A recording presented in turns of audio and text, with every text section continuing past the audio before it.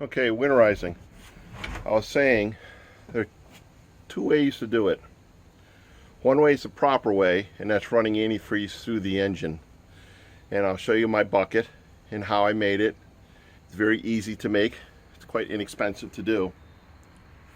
But allows you to winterize your boat for the winter if you don't have the opportunity to get it to a shop, or funds are tight, something like that, or you don't have a shop nearby. The second way to winterize a boat is to drain the engine of water. Sometimes you get to your boat and you can't start it up because the battery's dead. There's no way to charge the battery, you don't have a backup battery, you don't have a charger, whatever it may be. It's too cold out, the boat won't start. The second way is an emergency backup. The thing to remember is when water is in an engine block and its risers, when it freezes, it expands, and when it expands, that's when it starts cracking the engine block, and that's when you're in a heap of trouble where you have to actually replace the engine block. It's not something I would go out and get welded. I would just switch the whole block. Okay, so I'm going to show you how to do this second one. Now, let me turn this camera around. This here's a 5.7 liter Merc. Volvo engines are the same way. What you need to do on an emergency is to get the water out of the block. There are several plugs on here. There's a plug in the bottom of this riser. There's one at the bottom of this riser. There's one usually underneath the engine in the back. That's 3. Now some, as I'm looking at this, we'll have like a water pump here on this side. And what you're looking to remove, if I can get it with this, let's see here. Sorry about the lighting.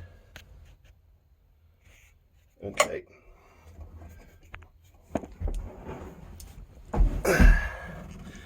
See this here? This blue tab. This is at the bottom of the riser, exhaust riser. You have a blue tab here. Here's the blue tab down here.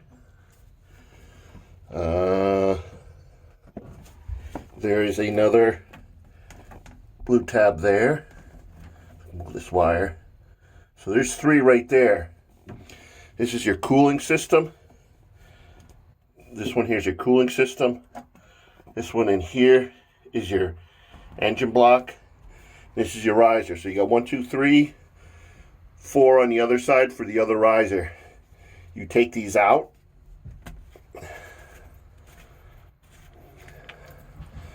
And you leave them out. Okay.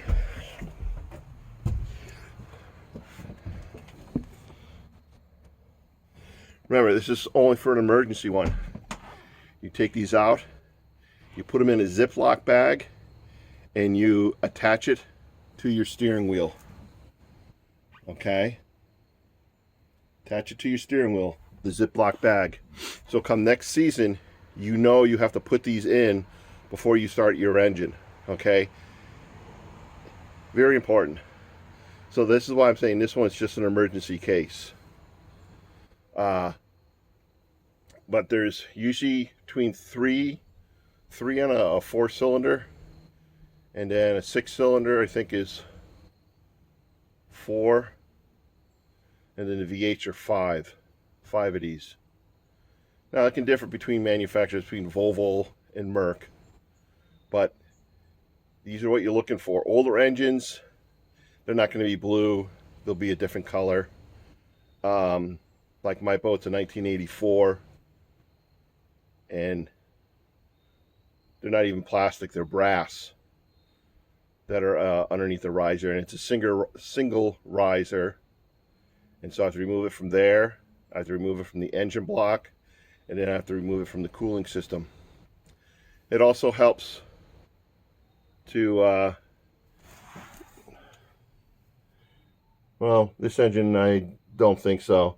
Some engines you do have good access to the hose to drain it down towards the bottom, but not in this case. But number 2, emergency, remove these from the block. This will allow any water to drain out, and as it freezes through the winter, it allows it to expand, and even with the hole, it'll expand through the hole, thus reducing the chance of cracking your block. Okay, but that's an emergency situation, which I've had to use a few times because I have friends that wait until we get the first day of snow, and then they call me up saying, can you winterize my boat? So, all right, so let's look at this number 1 way to really winterize your boat. Okay, next, the other way to winterize the boat is through the drive using antifreeze. But how to get it through is the trick. You can go out and get any bucket. You can get a Home Depot bucket, you can get a Lowe's bucket. I don't know what this one is. I got this bucket when I was working in the marine industry. All you need is like a 5-gallon pail. Okay. The fitting is a through hull fitting. You can buy this at any marine store. You can also buy this at True Value. I got this one at True Value because I cracked mine last year. So, but these last a long time. I probably had 15 years on mine. All I did was drill a hole through. That was the exact size of this. As you can see here. I used Life Seal silicone. That is a silicone used in the marine industry. It can be used for underwater and above water, which I showed earlier in the video. Attach that. Next piece I use is just a regular piece of hose from a garden hose. Hose clamp. Garden hose you can buy at any store. And these should look familiar. These are all garden hoses. Connections. Now why do I have so many connections on this? Well, the reason why is this end my garden hose comes up, and with my valves in this format, this is closed. These two are open. I have water coming in, going back down, and it's going to my drive. I let the engine run for a while, be sure that the water's circulating. The next thing I do is I turn the water valve off, and I open the valve for the antifreeze. Now this bucket will be filled with antifreeze. I will usually go through 5 to 6 gallons of antifreeze just to be sure that I'm getting plenty of antifreeze through that engine and 0 water in the block. Okay, but it's a very simple setup overall. What's tricky is just knowing what you need to get for valves here. So I'll let you look at what I have for my valves here. Okay, here, this is the one that goes to the boat. You can see I have a double male end. That's needed because this will attach to this, and then this will attach to the earmuffs that go onto the boat. So let me set it up and I'll show you what the setup looks like.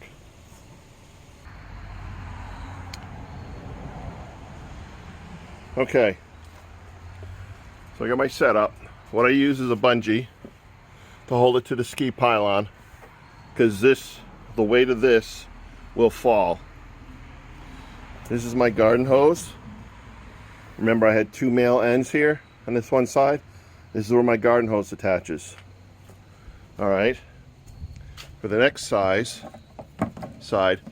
there's different types of earmuffs. Let me show you what they are. Depending on the type of boat I'm working on, will depend on the type of earmuffs that I'm going to use. I want the one that covers the most regards to its intake on a lower unit, so I'll be using this one. This one usually is used for small outboard engines, say 75 horsepower or less. This is usually used for IOs. So let me attach this. Now here you can see I have this open. I put a male end on here and a female end on this side to attach my muff to.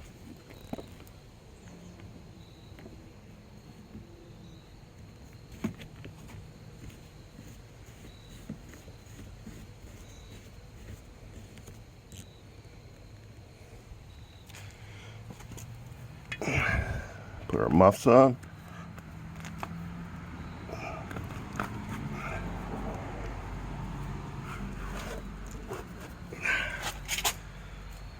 Check both sides. We're covered. So now we open this valve because it's in line, close this valve. Now the boat is ready to accept just water from the garden hose through the Y valve back down to the earmuffs. When I'm ready to put in the antifreeze, which will be inside this bucket, see, I got it in there already. That was a joke. The hose valve will close, the bucket valve will be open, and it'll be just straight antifreeze going down and being pulled in by my drive. Okay, this video is just on doing the antifreeze. It's nothing to do with about smoking the motor or fogging, sorry, not smoking, fogging the engine, which I will be doing, but you don't need to see that. That's this part here is the important part. Fogging is important, but not as important as this, because you don't do this, you're gonna crack your block. All right, so let me get started and get this puppy running.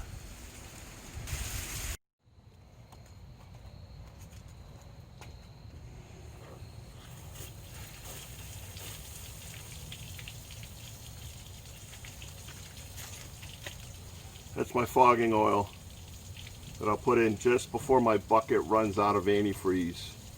So when I get down to, say, about a half bucket, 1/4 of a bucket, I'll start fogging the motor. Once the antifreeze runs out, I choke the motor to kill it, and then we're done.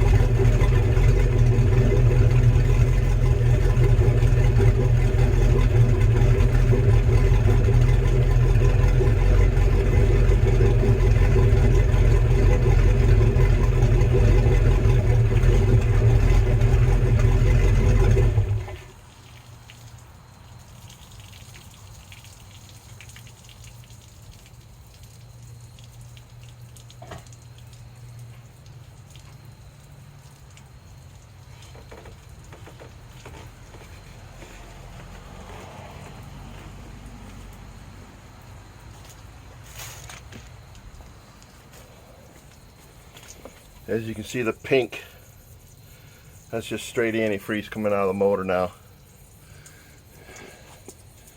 And she's all done.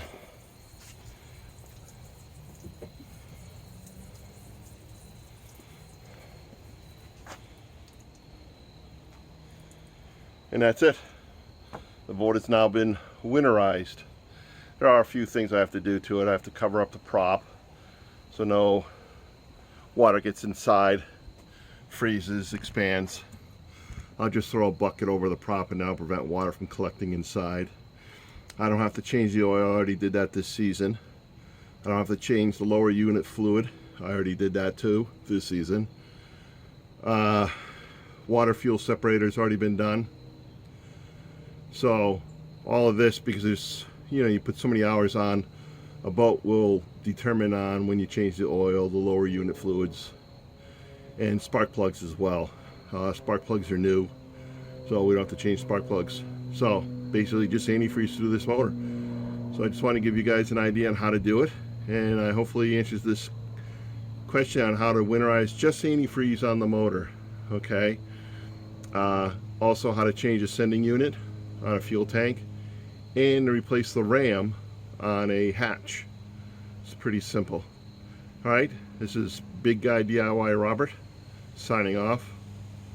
Have a great winter, because next will be snowmobile season, which I look forward to very much. If this helps out, give me a thumbs up, and any questions or comments, leave them below and I'll get to them. Thanks.